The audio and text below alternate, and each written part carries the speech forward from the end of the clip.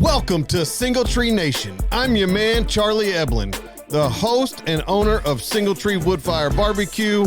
We are here to build community through undeniable hospitality, storytelling, and the perfect plate of barbecue.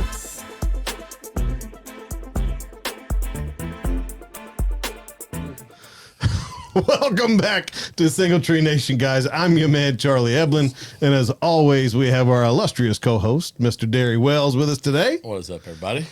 I tried real hard to get him to do the intro, but it fits. Like, we've got this down. So now you know it's your boy, Derry Wells. Look, we got a script. We got an exciting show today.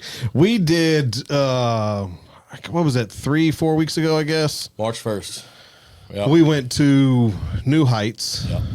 and hung out for the Billy Strings Festival pre-party or after pre-party or whatever you want to call it. That's what they call it. And while we were there, we got hungry. We were there a while. We were there for a few minutes. Yeah. But they had a food truck that was absolutely to die for. Can't miss it. Big, bright yellow. Big, bright yellow. It's great. South Coast seafood. And we ate 5 pounds of mud bugs. Was it 5? I think it was. Was it more than that? I was shocked at what you ordered. No, it was a lot. I was thinking a pound each, and you wound up getting 5. That's exactly And then what we it got was. sausage. Yeah. The full some works. gumbo. Yeah. So. Boudin. It was like we went all out. Yeah, we got it all. Yeah. So, but today we have the owner, Carlyn Perez. Thought I was going to mess it up. You I just did. go ahead and throw it It out was there. the pause. Carlyn Perez. Here, is that faster? There you go. Is joining us today. Dude, I got to tell you. So, Derry had never had mud bugs prior. Trent has had them before, but doesn't like. If I see somebody with mud bugs, like I'm going to buy some because that's how redneck I am. Like I gotta have them. I will now, but my problem is I've got a high bar. Yeah, I mean, like, Now you're flattering me. No, I'm not flattering. I'm being honest. I've never shied away from a plate of food. We can tell. you. But, all right, like, it is, like, again, first go around. So I have nothing else to compare it to. There he goes talking about his pronouns again. What? Winter and fall. Oh, golly. Let this die, please. Anyway. Looked like a big fall. Anyway, phenomenal. Thank you. Absolutely phenomenal. And, like, it was, if your truck's local or if I see it and I'm in the area again, I will go and get another pound. So some of the best crawfish I've ever had. Thank you. They were. I mean, I'm not trying to blow smoke up your skirt. They were really, really good. And like I told you prior to the show, I don't do a lot of research, so because I truly want to learn about people from their mouths, not what I can read on the internet, the old interwebs. Yeah, the old interwebs is bought and paid for, though. So Yeah, well, we were just discussing there's a that. little poke there. Yeah, let's try. Yeah, there's people out there that like to do that stuff. But so I'm gonna give you a little bit of time. Tell everybody who you are, what you do, how. I know you guys started this in 2017, but how did you get into it? What'd you do prior to this? And then we can kind of go down all kinds of rabbit holes from there. Sure. So I was born an hour south of New Orleans. Most people don't even know, like, there's land south of New Orleans. It's a small town, Braithwaite, Louisiana. I honestly, I mean, there's probably not even 200 people that live in that town. And it's on the east bank of the river. And so actually grew up on a crawfish farm. And back then, when growing up, it was only 2 crawfish ponds. And so we grew up down there. There's more water than there is land in that home parish, so there's really not much to do besides hunt and fish and kind of hang out in the marsh, that kind of stuff. And so was very exposed to that, very exposed to the seafood industry, worked in it my entire life. As young as probably 8 or 9 years old, I was, kind of out in the ponds catching crawfish, doing that whole thing. And then when I got into high school, worked for a wholesale seafood company and did that for a really long time. And it's just kind of always been in my blood. I mean, the the parish that I live in, I would say at least 50% of the people are some kind or some way in the seafood industry, whether they're actually out there catching the oysters and shrimp and crawfish, or they, are transporting it, or, wholesaling it, or whatever it may be. Most people down there are in the seafood industry in some way, shape, or form. That's awesome. Yeah. So you grew up in and around everything there is mud bug. Pretty much. Yeah. I love that. I joke with, people, but the truth is, in high school, we experimented with crawfish a lot. We were young and just, trying to figure out, what was best. And so we would do all kind of stupid things. We would purge, even though purging's not a real thing. We would wash crawfish in lemon juice. We would wash them in orange juice, lime juice, pineapple juice, and then boil them in different juices, mixture of juices, just to see if they tasted better. Yeah. And not all that came out terrible, but just good old clean, cool water. Turns out that one's a lot better and a lot cheaper too. Nature knew what it was doing. Yeah. So, it's outstanding. Yeah, but yeah, we experimented a lot as kids, and so I've had a lot of practice, I guess you could say. Did the folks do? You said they have a farm. Mm-hmm. So you sold, all growing up, you sold crawfish. Yeah. So back from then, a wholesale standpoint. Yeah. So back then it was only 2 ponds, and we weren't catching a whole lot. It wasn't like a substantial amount of income. We would go to a local place that, ironically, a buddy of mine, his uncle. So a buddy of mine moved to Nashville. We played football together at University of New Orleans, and he moved to Nashville, and his uncle was the one that we sold crawfish to. And he's actually the one that got me into New Heights, because he's in the beer industry and whatnot. So it's very full circle with that. But yeah, we'd go to the local fish market and sell to them. It was 15 minutes up the road. And so down there, just to illustrate how small of a community it is, there is no left or right. Like, the directions are either up the road or down the road. So everywhere you live, everybody says, like, where are you going? I'm going up the road. Dane's house is up the road. Carlyn's house is down the road. Everything is up or down. That's hysterical. Awesome. Yeah, it's just one road that runs when you live that far south. Right. Yeah, and it's up or down. There's water on the left, water on the right. You going up or down? That's actually exactly what it is. The road that we're talking about runs along the Mississippi River. And then you have houses on the opposite side, and then behind that is just marsh. There you go. Mm. That's. I love it. Have you ever been to Louisiana? Yeah. It's one of the more interesting states. Like, I loved. Mm-hmm. I've been twice. The culture, to me, like, I don't think you really get the culture. And please jump in because you're from there, but I don't feel like you get the culture if you're going to New Orleans. Like, New Orleans to me is. It's a destination. It's like trying to experience country and coming to Nashville. I couldn't agree more. Right? Like, you can get the show if you go downtown on Broadway. Right. But that's not the culture. Right. And I feel like when you go to New Orleans, you go down was not Beale Street. It's Memphis. Bourbon Street. There you go. Yeah. I got Memphis on the brain today. You go down Bourbon Street, and it's just. I was in Memphis one time, or not. God, now you've got me. I was in Louisiana one time, and it was the first time I was there, and I told the guy I was with, I was like, I may never get a chance to be here again. I want to at least see Bourbon Street. That was the deal, right? And because we were in some other parts, and I don't know where all we were, but we made a destination in. He had no interest. He'd been there before. He said, look, I'll drop you off on one end. I'll pick you up on that end. I was like, this is going to be great. I'll walk down, see a few shops. Great. It's after dark, so 8:30ish. Like, it's not late. We're not midnight. I experienced more in that quarter-mile walk than I think any 17-year-old, 18-year-old was supposed to, however old I was at the time. That was an experience, and everybody's advertising for a bar to come in, and it's this and that, and there's some rowdiness happening on the street and whatever. But like you were saying, as soon as you get off of Bourbon Street or out of that little district, it's completely different. Like the whole state is just complete. And this is not, but it's simple. Like, it's very laid back. everybody hunts, fishes, is involved, or at least in the southern part, for where I've visited. But it's impressive to me, and so I like your take. I'm glad that you pointed that out. That New Orleans is not the thing. That's just a destination. Like Nashville's a destination. So. Yeah, it absolutely is. I mean, you have uptown New Orleans, and that's so. We had our house in the country, and then because the schooling wasn't very good out there, we had a house in the city, and so I would go to school in the city. But most of my friends, really now to this day, are all from the country.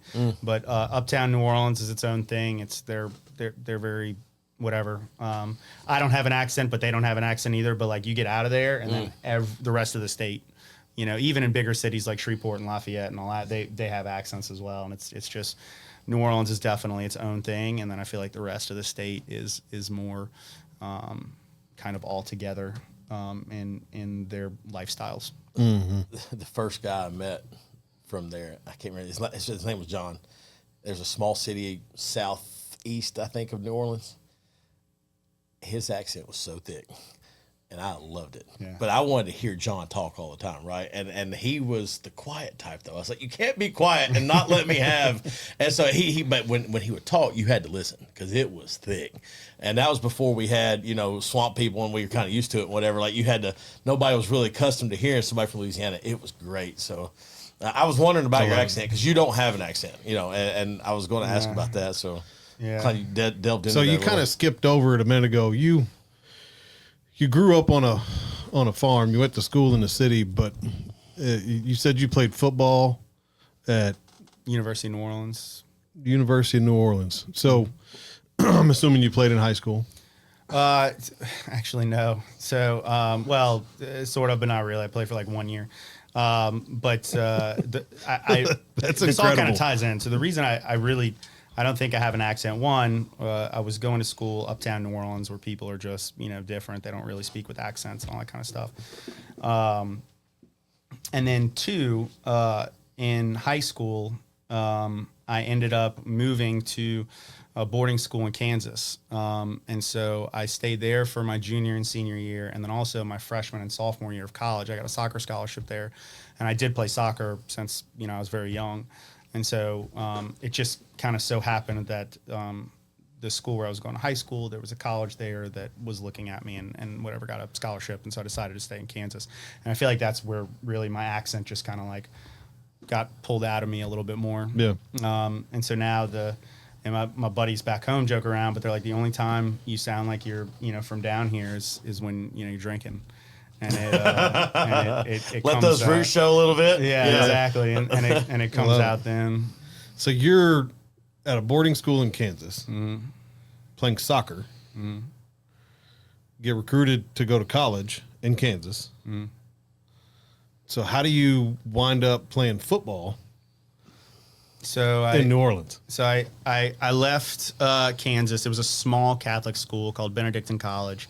And my brother went to Clemson. He's an older brother, 10 years older than me. And he was always talking about, the big college life and whatever. And I enjoyed Benedictine, but it was a small Catholic school, very straight and narrow. And I was like, I got in trouble once for sneaking in beer into the dorm room. And that was really not big trouble. Like they slapped me on the wrist, whatever. But I was like, this isn't really what I wanted, in my college life, Yeah. And so after my sophomore year, I decided to leave and go back to New Orleans. And actually took a year off and worked for my family, worked for the farm. And I was like, I don't really know if I want to finish or whatever. And so in that year, I started going to LSU a lot. All my buddies were at LSU. Let's take a quick break. Sure. He's got questions about LSU. I feel like this is going somewhere. Yeah. And I don't want to stop you in the middle of something juicy. So let's take a quick break. We'll be right back, and we're going to talk more about LSU.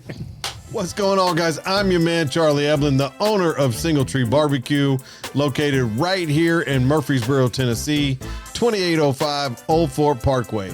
We're open Tuesday through Saturday from 11 until 8 p.m. and on Sundays from 11 to 3.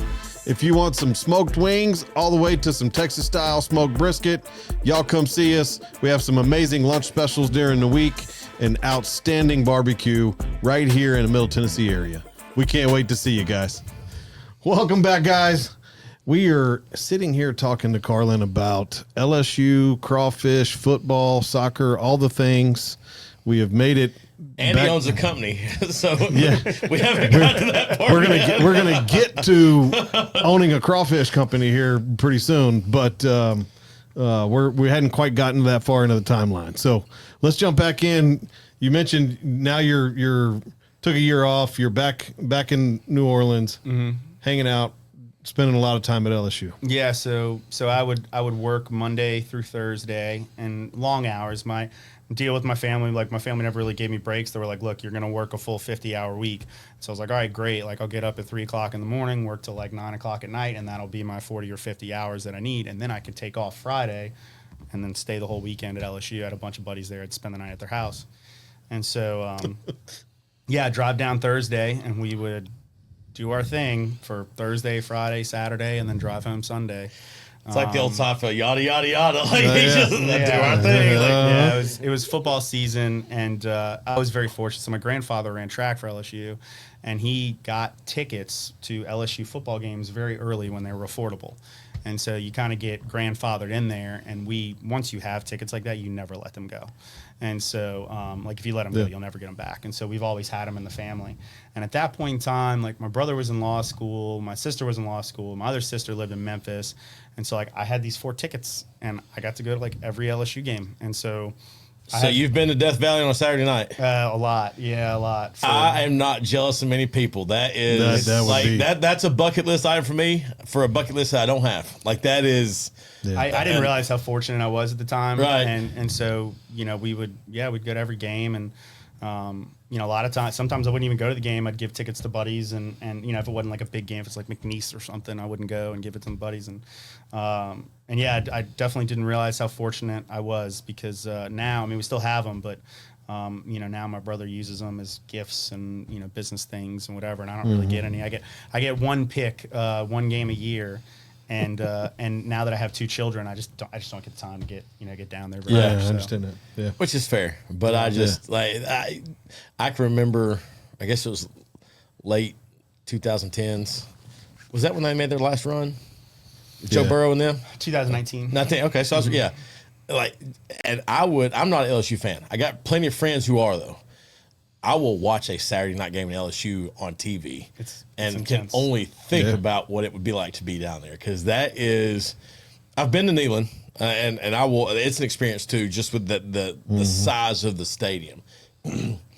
I would love to go to Georgia at night and I would love to go to Death Valley at night at LSU. Like that would just be a good game. Oh my goodness. I think that would just be absolutely, and I'll tell you my other one. I want to go to a whiteout at Penn State. And if you've never seen that, YouTube it. I've seen it. It's a party. Start to finish. And it looks like it's snowing. It may be 65 degrees out, or whatever. It's cool, but it is awesome. So that's a bucket list that I don't have that I would definitely claim. Sounds like you have a bucket list. Stay over there. He keeps talking about this bucket list that doesn't exist. I might have to agree with Trent. Maybe it's not official. It's not on paper anywhere. So maybe it needs to be. Yeah, we should probably write it down. Because that's, gosh, man. That's really I would take those. All right, so we're hanging out on the weekends at LSU. Now, walk me through how you get to playing college. You played 1 year of high school football, played college soccer.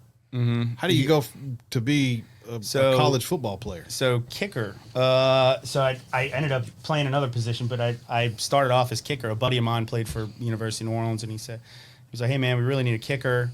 At that point, I had enlisted at UNO, so I took that year off, worked for the family, and then I was like, "All right, I want to finish." Really more than anything for my mom. My mom wanted me to finish, so I was like, all right, I'll go and finish school. And so I made it into UNO, and I was talking to my buddy who I went to high school with that went there, who played football there, and he's like, look, man, we really need a kicker. I was like, all right, I'll come, try out, whatever. And made the team. That I didn't have any competition. There was no other people there, so made the team as kicker. He's 2 for 8, but boys, the other guy was worse. So sometimes better be lucky than good. That's right. I think they had like a receiver or somebody else kicking field goals before I showed up. So made the team. And at some point, I can't remember when, it was early in the season. It was definitely after like the first couple games. They were doing man maker drills, and somebody was joking. And I actually, this one guy who always like made fun of me for being a kicker was running his mouth, and he was like, "Get in there, Perez," and I was like, "All right, like let's go." And he was a pretty big dude, and I ended up doing pretty well. And I guess somebody saw that, one of the coaches saw it, and they were like, "Hey man, like, you know, have you ever thought about playing anything else? Have you ever played before?" And I was like, "Yeah, I played receiver and safety in high school just for, a year, and started taking soccer more seriously after that." And they were like, "All right." And they put me in drills here and there.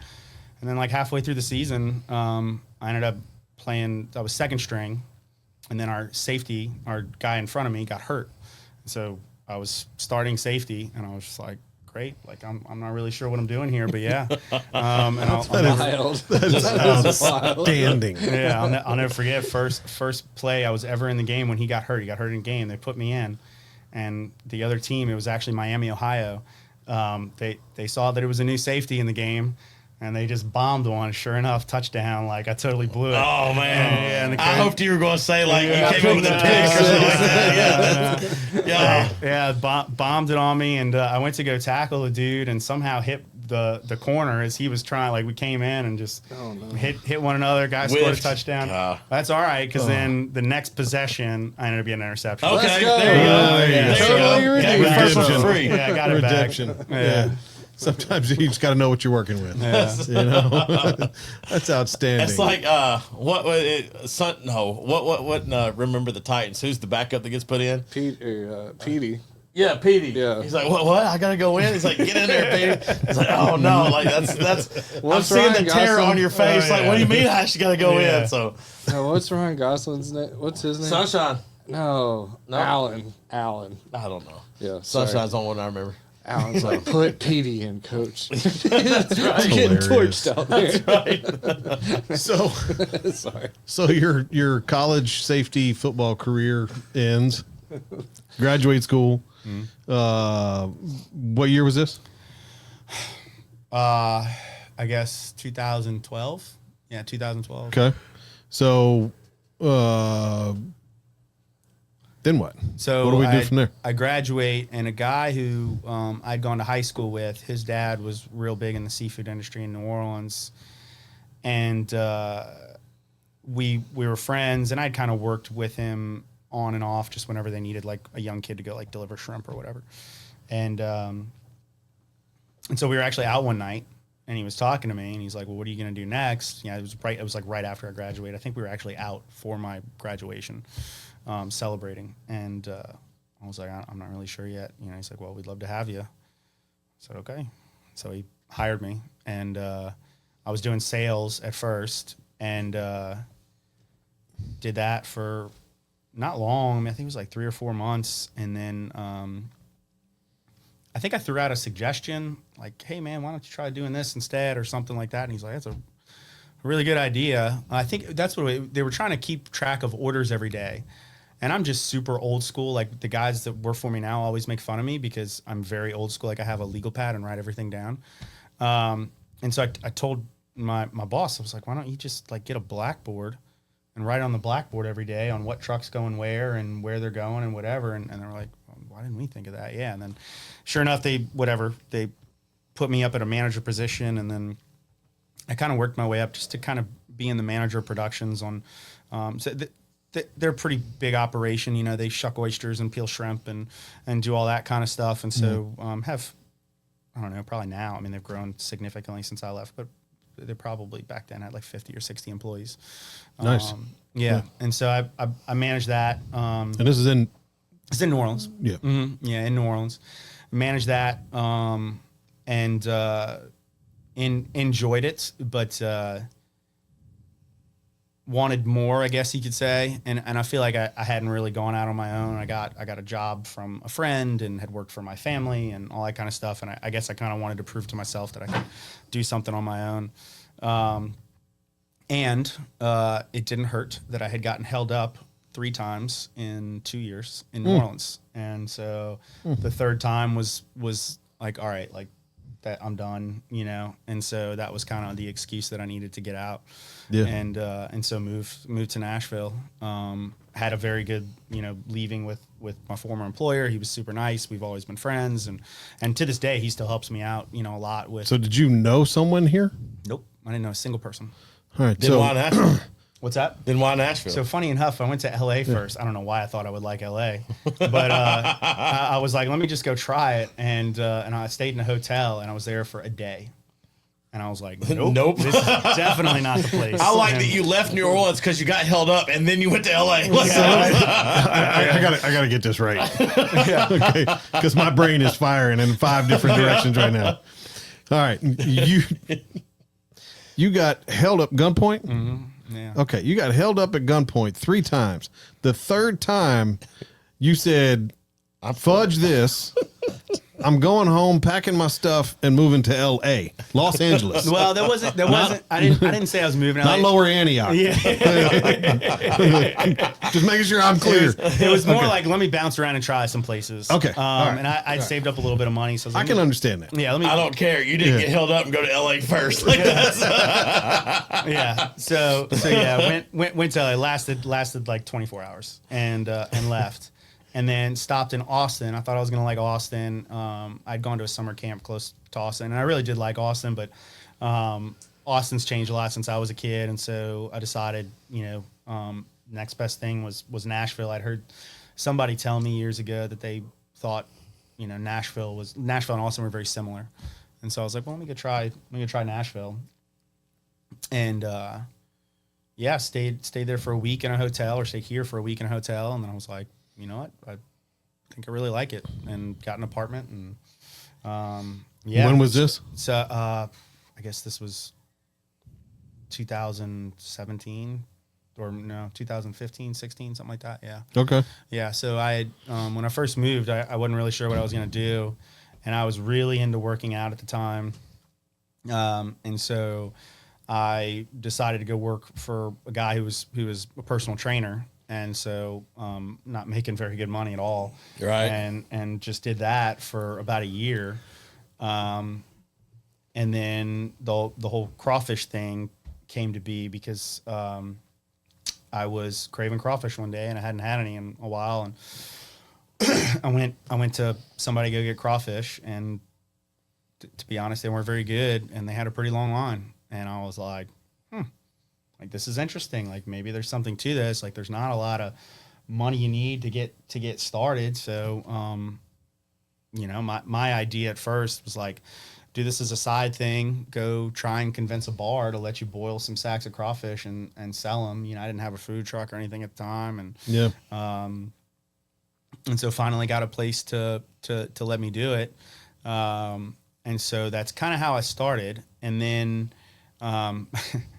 back then, I mean, I look back now and I'm like, man, I think I'm really proud of myself in the fact that I didn't quit because it was bad. Like my idea, like my whole thing was like, oh, I'm going to kill it because I'm going to go to these bars with young people.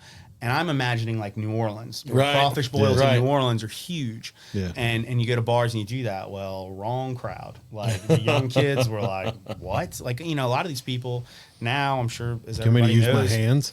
they're moving here from LA and from places that don't have crawfish. It's not, you know, people from Texas and Mississippi and Alabama, whatever. There is some, but finding those people was the hard part. And so, you know, the crowd that I was with, they didn't want crawfish. I mean, if I sold 2 sacks of crawfish, that was an exceptional good day. I can remember that was our standard. I would go there with two sacks of crawfish, and the bar that I was with wanted me there on a consistent basis, Thursday, Friday, Saturday, Sunday. And I would go there. They had no tent, no nothing to keep me cool. It was an outside bar. And so I'd be in the sun in June in like 99-degree weather. Oh, that's next to a pot, putting off how many BTUs and trying to sell bull crawfish. And yeah, most of the times I wouldn't even sell 15 pounds. Man, I got to tell you, you know, it warms my heart when I hear people like you, and that just the pure grit that it takes to suffer through some of the things that we've had to suffer through that nobody will ever understand. unless you've done it. Unless Yeah, you've right. done it. Like you will never understand the thoughts that go through your head You'll never understand how miserable it can be. How much you want to quit. Yeah. And then and in a switch, it's just nothing but joy. And then it's right back to a switch of nothing but just pain and anguish. It's awful. Because us backyard guys, we had a flare up on the grill when we flipped a burger, but dinner tonight's rough, like. Look, I'll never forget one of the first events that I ever did. And first events we ever did on a food truck. And at this point in time, I'm really just now getting to where I'm cooking mass quantities of brisket. And when I say mass quantities, a couple 100 pounds. All right. Yeah. Right. So, and I get there and I got almost 200 pounds of brisket. And this event's 2 hours away from home. And I get there and about 3 pounds of that brisket is edible. Oh, no. No. Burn it all. Oh, no. Dried it all out. Just crap. I'd throw it all away. Would you throw it away? I'd throw it all away. Chop it up and put it in chili next time. Wouldn't have been worth it. Do something. Yeah. I mean, I feel like Wouldn't that's have the been right worth thing to do sometimes. But to think about $5-6 a pound piece of meat. Right. Yeah. to throw it away, yeah. And you just threw away 200 pounds of it. But sometimes it's better to do that than to tarnish your reputation. Yeah. And I wasn't going to, that was the one thing that I said when we started this, that I didn't care what the pain was. I was going to serve good food. Period. It'll hurt your feelings. Can't imagine. Can't imagine. So, I mean, I love it. That's amazing. So, all right. So you're grinding away middle of the summer. This is what, 2017? Somewhere around there, yeah. Ish, Yeah. somewhere in that neighborhood. Yeah, 16, 17. So, it's 100 degrees outside, miserable. It was terrible, and to this day, like if I have some guys that work for me now, and they're amazing. All of them are amazing, and but boiling crawfish is a tedious job. What a lot of people don't see is like washing crawfish. Like that takes 3 or 4 hours in and of itself. Yep. And they complain, and I'm like, I always talk about the bar that we were at those days, and I'm like, don't ever complain. Like I promise you, I know exactly what you went through, except I didn't have a food truck with AC. I didn't have shade. I didn't have that. Like, don't complain. And they know, like, when I talk about it, they're like, all right, I know. They already know what I'm going to say. But yeah, so that ran for, I think 2 years that I did that. And we finally started having a few people every week. Now, was that your only job at the time too? No, I was still working as a personal trainer and doing that, on Thursday, Friday, Saturday, Sunday, doing Thursday evenings after I got off. Yeah. And then I would have Friday off and then run through the weekend. And so, every week I'd get lucky and have like one New Orleans guy come through or something like that. Someone who liked crawfish, and they were trying to, man, these are really good, and then he'd come back, and then, some dude from Alabama would, be there just on a whim, and then he'd come back. Yeah. And so, and so finally I had a little group of like 20 or 30 people who would actually come on a somewhat regular basis, certainly not every weekend, but at least like once a month. And so I had like some steady customers, which really helped out. And so at that point I was like, all right, like, I'm at least making money now. Like I'm not losing. So I'll put this away, and when we can afford a food truck, maybe I'll think about doing something like that. And so finally I had enough for down payment and went ahead and bought a food truck after 2 years. School bus. Not the school bus. No, not the school bus. Okay. The school bus is brand new. Okay. Yeah, school bus is brand new. No, it was a food truck, the same one that was at New Heights. Okay. Yeah, so I've had it the whole time. Nice. And so so I bought a food truck and opened up. And ironically, one of my buddies from New Orleans was he worked in the restaurant industry his whole life and was looking for, I think something I forget what happened. Something happened. He was having a tough time. Had a bad breakup or something. And so he was like, I want to move to Nashville. I was like, come on, man. Like, I could use you. I'm about to open up a food truck. That's great timing, Yeah. And so he worked with me part-time and kind of taught me some things. And we thought we were going to, do a full food truck, frying things, whatever. So I bought a food truck with like a fryer and a griddle and all those kinds of things. And we did it for one crawfish season. And we noticed that like people were more interested in crawfish than anything else. And we were in a terrible location. We were basically behind a convenience store off the interstate that had very little traffic. And at this point it was still kind of a side job. And that is completely on me. He tried to get me to go somewhere else. I was driving to Tacoma at the time, and I had a pretty heavy food trailer. And I was like, I'm scared to even drive this thing anywhere. I want to leave it here and we'll, whatever, work here. And so, but we did okay during crawfish season. We were doing pretty well. And so we were making some money. At that point, I was like, well, at least I like to hunt and fish a lot. And so my brother goes on an elk hunt every year, and I really wanted to start doing that. And so I was like, at least I'll make, hopefully make enough money to go on this elk hunt every year. And that's what it was. And then I don't know what happened, but there was one year where we just, I think it was our third season at that location. So I guess it was really year 5. It's like a lot of people in the neighborhood found out about us, or in West Nashville found out about us all at once. And so we actually made a decent amount of money that year, enough to live off of. And I was like, wow, that's crazy. I didn't expect that. And so, we decided to keep it going after that. And I quit my main job and started doing that. And we were trying to run year round at that point. We had bought a refrigerated van to try and sell seafood to restaurants. That was my thing. I was like, all right, well, if we're not going to run the food trailer year round and that's not doing well, we can sell seafood. I can get seafood from the guy I used to work for and yada, yada. Yeah. And so that's what we wanted to do. Unfortunately, no restaurants really wanted to talk to us about that. And so they were interested in our crawfish, and that was it.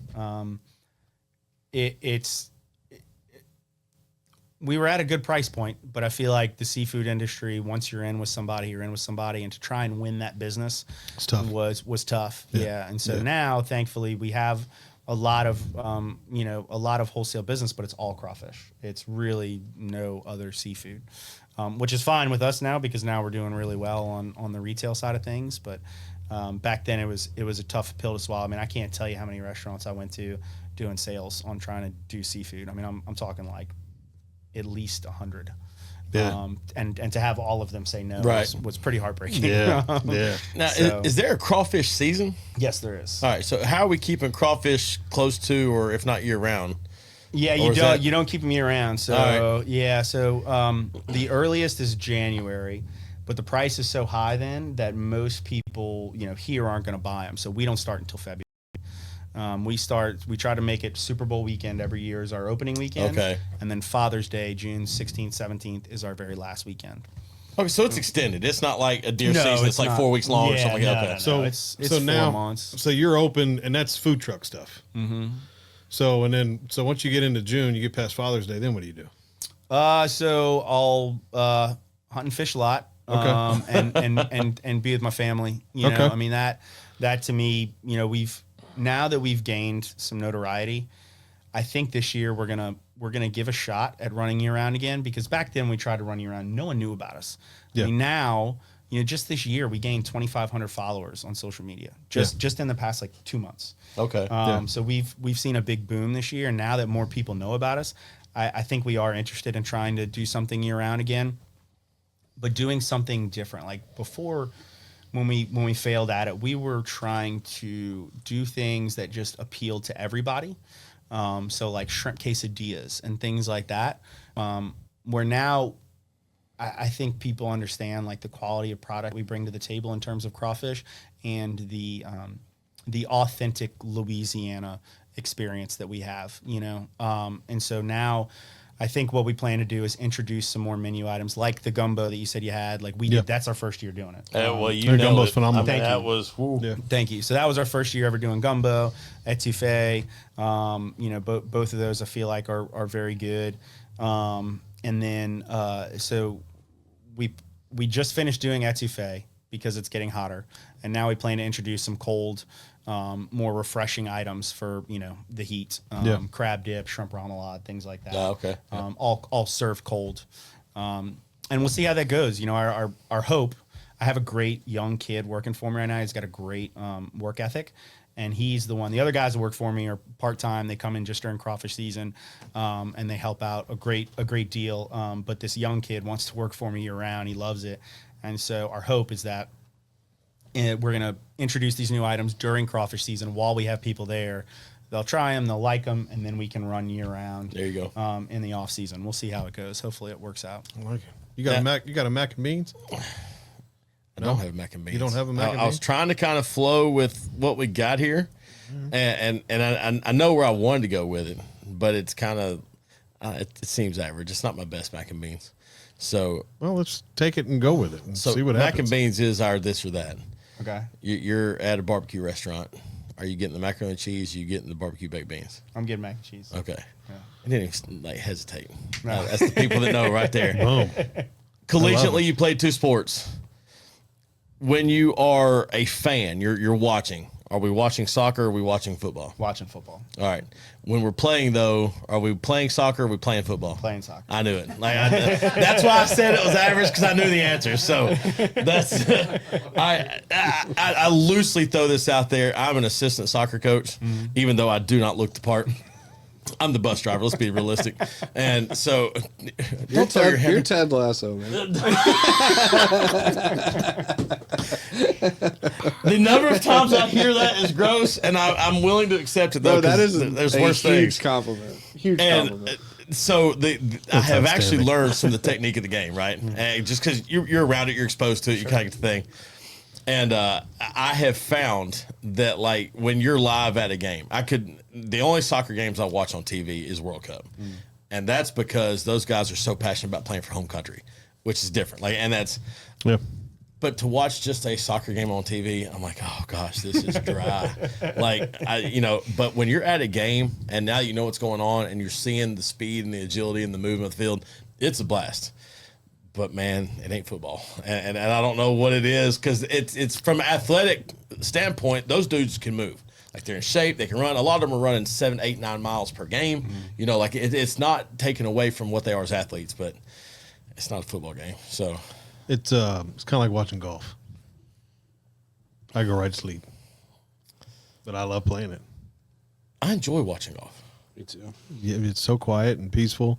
It is great. It's a wonderful Sunday afternoon nap. Yeah, Not this one. Not Master Sunday. Not this Sunday. not this Sunday. Yeah, you better not be. No, Sorry, this Sunday I'll be glued to the Time sensitive. Sitting there with your pimento cheese, like, what's going on? Like, that's Oh yeah. Ironically, Masters is a very big weekend for crawfish. I could have never guessed it, but yeah, Really? we're doing a lot of crawfish this weekend. that's awesome. Oh Yeah. So it's just interesting because, like, for me, I thought St. Patty's Day, was going to be a big weekend for us back when I first started. And St. Patty's Day is one of our worst weekends. Really? It's just, you would think like people are out and about, but I think everybody's just going to Irish bars. Right. And that's where Bangers the and focus mash. that we actually had, I sent one of my guys, we had a bar reach out to us who was right next to a bar that is known for being St. Patty's Day, like probably the biggest in the city. And he was right next door, had his trailer selling crawfish. He brought 200 pounds. He sold like 35 pounds. Oh, and gosh. he sent me a picture. I was like, man, what is going on? How are you not selling more? Because I'm looking at sales on my phone. He sent me a picture. There's like 5,000 people next door. And not a single one of them came over to get crawfish. Nobody want to. Wild. I mean, I get it. Like, it just is what it is. Now you just do, for the most part, it's all crawfish, and then you dabble in a couple things, and you're going to work on expanding the menu. But you talked earlier about seafood and other things, and growing up in South Louisiana, you ever do anything with any other kind of seafood, gator, snake, anything else that's because More exotic. I mean, look, I like smoking alligator. I think it's amazing. Yeah. Now you got to do it the right way, Sure. right? I'm sure you've cooked an alligator before, so I have, but I've never smoked one. I've done. Well, I take that. I have for LSU games. Whenever we play Florida, we get a whole gator. Back in the day, in those days I was talking about, I would bring up. My family had a smoker that fit on a trailer hitch, and so I would bring it up to the game and smoke a whole gator on that. But anyway, Jimmy. like I find shrimp and crab meat. And then we used to do charbroiled oysters. I love doing them. They sell great and they're totally worth doing. The problem is that it's a ton of labor. I will not sell a charbroiled oyster unless we're shucking it ourselves. Nowadays, you can buy like half shell, like already frozen shucked oysters. And I've tried them and they don't taste nearly as good. And it goes back to what we were saying. Like, I'm just not going to sell something unless it's exceptional. Yeah. Agreed. And so we just don't have the time right now to, like, we're very busy with crawfish, very busy. And so we just don't have the time. Sure. I don't have a guy to sit there and shuck and char grill. And it takes a person alone just to do that. And then you can't even keep up. Like, I consider myself a fairly fast oyster shucker. And when we're doing it, I won't let anybody else shuck except me because everybody else is too slow. And even then, I can't. Well, that's what I was going to say. Just the skill set it takes to shuck oysters is not something you're going to find around here readily available. No, They're not hanging out down here. Like, go get one. No. You know what's crazy in New Orleans? Oyster shuckers make really good money. Like people that work at I like believe really it. like six figures. I believe it. Yeah. If you can sit there If you and can shuck get good at oysters it. quickly and hold conversation at the oyster bar and stuff, I mean, you're making six figures. That's impressive. Yeah. Now, I'm glad you brought up gators a minute ago. There's a picture on your website where you are with a gator. You ever been gator hunting? Have you harvested a gator? Yeah, a whole lot. So our crawfish ponds are filled right. with alligators. So now, what's your largest gator? So that one, I don't know if it was the picture. I would imagine it was the picture, but the biggest alligator we've ever killed on our property, I killed last year, or maybe that was 2 years ago. I guess it was 2 years ago. And it was 12.8. Oh my gosh. Yeah. I want no problem. 12'8". Yeah. Yeah, I actually have I wish I should have thought about it and brought it, but I have the hide. I just got back, and the hide it makes it look bigger than 12.8. Just for reference, Trent, I know that everybody can't see it. That's going to be from that end wall down there to about right here. Yeah, that's insane. That's insane. Well, I mean, what do you do with it? I mean, how'd obviously you eat it, but I'm assuming you eat it. But that's 13-foot alligator. What do you do with that? what? You're right. So how do you move it? Like just so we're very fortunate. One, I mean, it was over 1,000 pounds, but Holy we're very fortunate that so my brother went to high school with this guy Brett, and Brett is like a real life Crocodile Dundee. This dude is insane. I mean, really, he's like Crocodile Dundee. And he's a biologist. Actually, now I'm pretty sure all he does for a living is he's hired by some university for a tuna tagging program. So he like lives on the Gulf of Mexico with his family. Like, this isn't like just him. He has a wife and a kid, and they, like, as far as I know, live out on the ocean and like catch tuna and tag them. Like, the dude just lives outdoors. Anyway, His life sucks. he does all the skinning, most of the skinning. Like, we help and stuff, but he does most of the skinning. He's very tied in with wildlife and fisheries. Alligators are very highly regulated, so you got to be very careful. Yeah. So we get tags. Like, we have tags for being landowners on our crawfish ponds and all that kind of stuff. But all of it's very, very regulated. And so we're very lucky to have him to kind of oversee and make sure we do everything the right way. And he does all the skinning. And then the skulls, I have the skull from that one mounted in my house now. That's a monster. Like, it was pretty big. I mean, honestly, most of my friends have killed ones bigger. In our crawfish ponds, kind of the rule of thumb is an alligator will never grow bigger than what its habitat allows it to. And so our crawfish ponds are only, I think, 5.5 acres apiece, or maybe are they 7? I think they're 7 acres apiece. And it's so only a 7-acre pond. That's a pretty big well, compared to like a wild even though of course these are wild alligators, but like out in the Atchafalaya River Basin where they have 30,000 acres. Right. Yeah. And so there's certainly much bigger alligators out there. Y'all think he came in from somewhere? Yeah, so he came in from the 40 Arpent. The 40 Arpent is a main canal that runs behind most of the houses. Like I said, like behind the houses is just marsh, and that's the 40 Arpent. And actually, the 40 Arpent was created. It's basically one big canal, and then there's the levee. The 40 Arpent was created from digging the dirt to make the levee. Okay. So they were digging basically a moat and then adding that mud to the levee. And so a lot of alligators live in the 40 Arpent. When I say a lot of alligators, I mean, it's crazy. So one of my favorite things to do in Louisiana is go frogging. Love frogging. It's the funnest thing to do. Go get boozed up on a boat and catch frogs with your hands, at night. Well, it's so awesome, and you I catch it. so want to do this. I'm terrified. I mean, it sounds scary. It's all like you hang off the bow of the boat, and like one driver will hold the light in the frog's eyes, and you just run up on the bank and grab them with your hands. What? But they have tons of gators, so you'll shine the light, and like frog's eyes will shine back white, alligator's eyes will shine back red, and if you shine that light down that 40, it's like, I mean, it looks, there's probably only hundreds, but it looks like thousands of alligators. Dude, All you see is red dots eyes everywhere. That's so scary. It's like a I'm still down. 24 going into Nashville. You hadn't scared me off yet. I'm still ready. I'd still do it. 100%. I think that'd be awesome. Most of them are small, and that's to the point of like alligators won't grow bigger than what their habitat allows them, because there's so many alligators. There's not enough food for all of them to get big. Sure. And so most of them are eating insects and frogs and smaller things. But then they'll have like one every so many acres. I forget what Brett said, but it's like a hierarchy thing where there's only one big one per so many acres, and that one eats all the other little gators. So and really? That's how he gets so big. Okay. Yeah. So what'd you do with 1,000 pounds of alligator meat? So a lot of it we freeze, we give away, we donate to Hunters for the Hungry. The outer tail, the cheek meat, the better stuff we keep. And pretty much, I mean, the only thing you can do with it is fry it besides smoking it. But really, in my opinion, the smaller gators, somewhere under 6 feet and under, are the ones you want to smoke. Yep. I think the bigger they get, just like anything else, the tougher they get, and all that kind of stuff. Yeah, the last one I did, I think, was 3.5 feet. Yeah. Okay. And it was good. The outer tail was better than the inner tail. Yeah, outer tails. I didn't realize there's 4 muscles in there. Left, right, top, bottom. Kind Alligator's tail's Right. got like Okay. 4 Yeah, muscles. so you have in the it. bone that sticks out. And then Yeah. You got the bone in the middle. Yeah. Well, Yeah. It's really interesting. I've been hunting all my life, but it's always been small game. And back in December, I killed my first deer. There you go. Congratulations. And, it was. I'm so hooked. I was reading today. I got an alert from TWRA.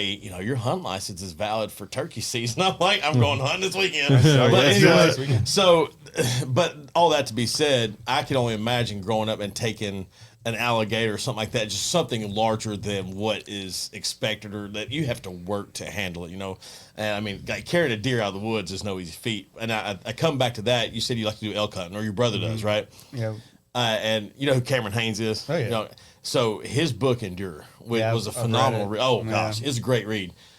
But the miles that they are packing these animals out, it's insane. Yeah. And so when you said that, like, you look like the guy that could do that, right? I mean, like, you look fit enough. I'm not as fit as him, that's for sure. But right, nobody's as fit as Cam Haynes. Like, that's a whole different animal. But literally, but he just is to say elk hunting, and so you've had an opportunity to kind of harvest some of these larger animals. Having only taken one big game myself, I'm just impressed. I'm enamored with just what guys can do. And so kudos to you for being able to do that. Like, It's outstanding. Thank you. A 1,000-pound alligator just blows my mind. It's like, crazy, the man. concept. I'll say this: 1,000-pound alligator is a hell of a lot easier to kill than a 500-pound elk and pack out. Right, yeah. My 150-pound 6-pointer wasn't hard. Like, the truck was 300 yards that way. It's like, we can go, boys. Like, We got it. We got it. I love it. Obviously with the alligator, you shoot them. I mean, it's so one misconception. Most people think you shoot them with a 30-06 or something. Right. Shoot them with 22. 22, yeah. Yeah, you want to get behind them so that you don't mess up the skull, so you can Euro mount it and all that stuff. Yeah.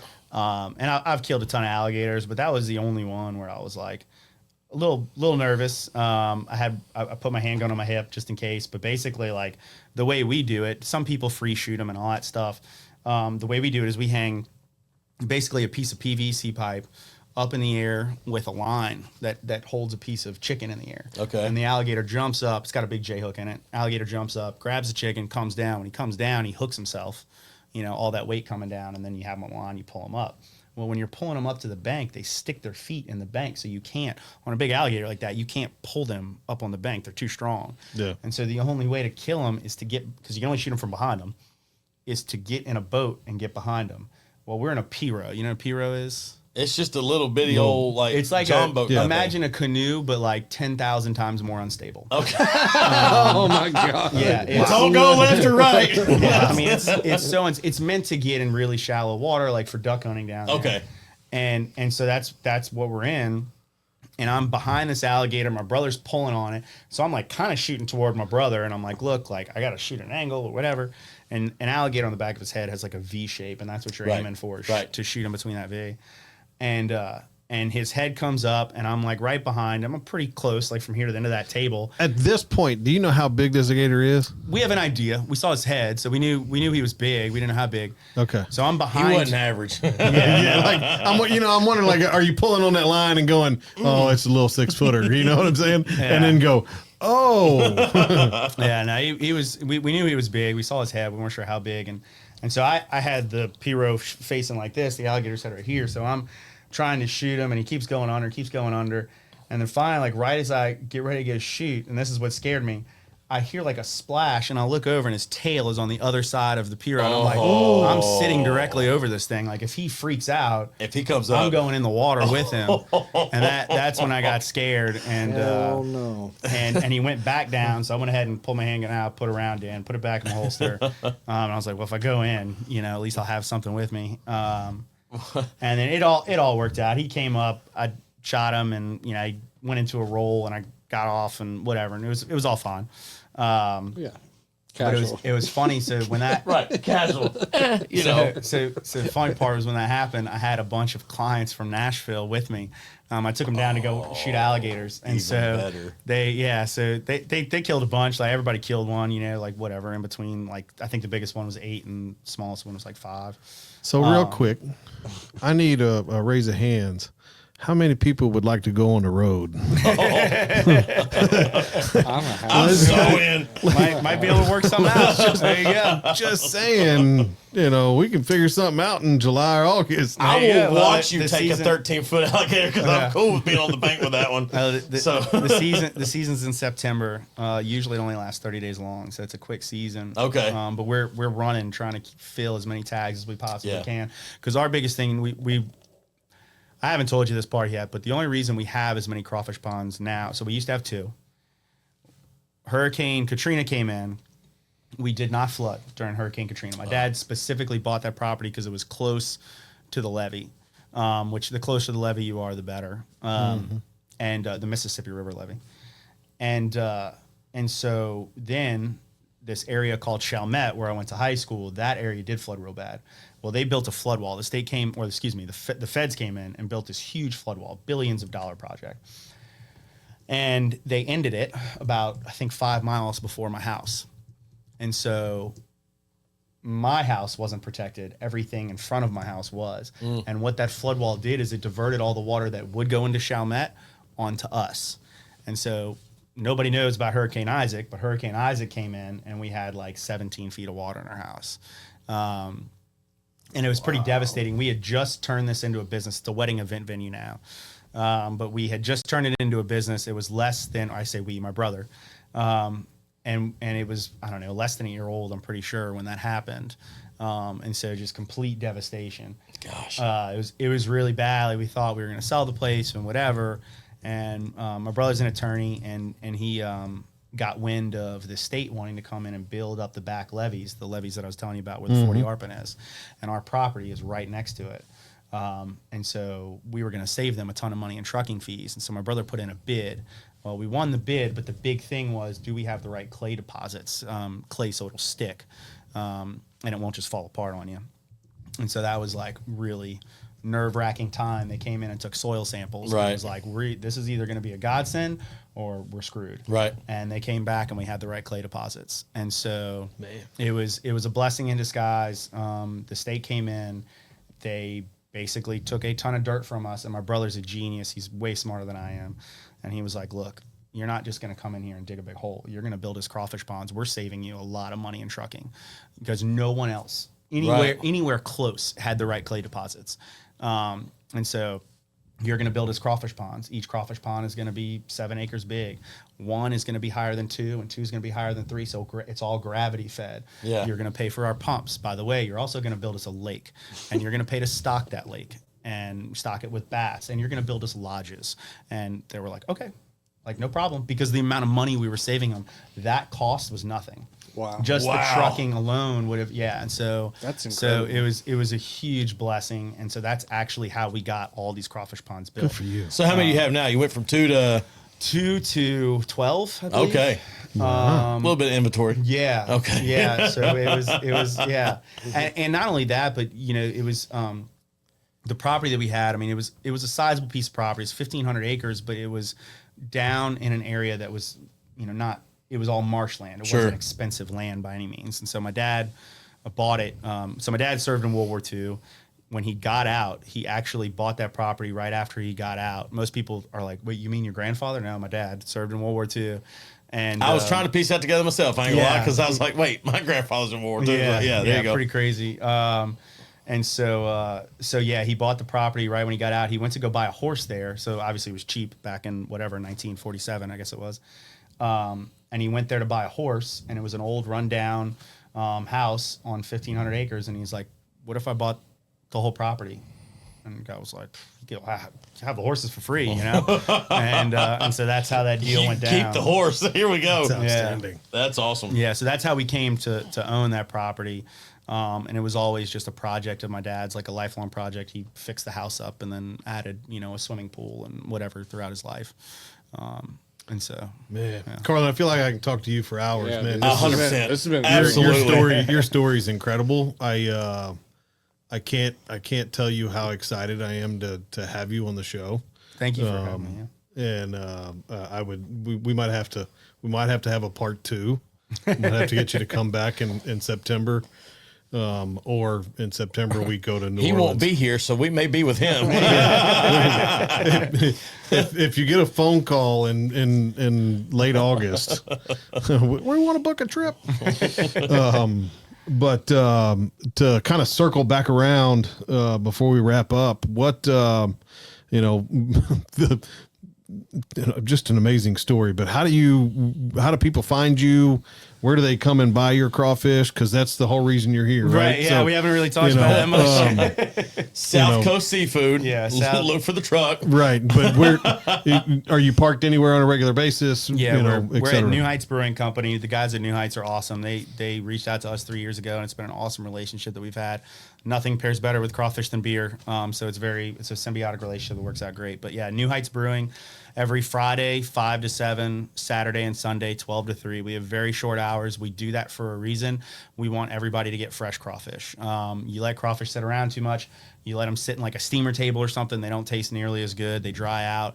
And so we do keep short hours. There are very long lines, but we try to pump them out as fast as we can. Y'all did. We were You do a great job. impressed. It was impressive. Do you do special orders?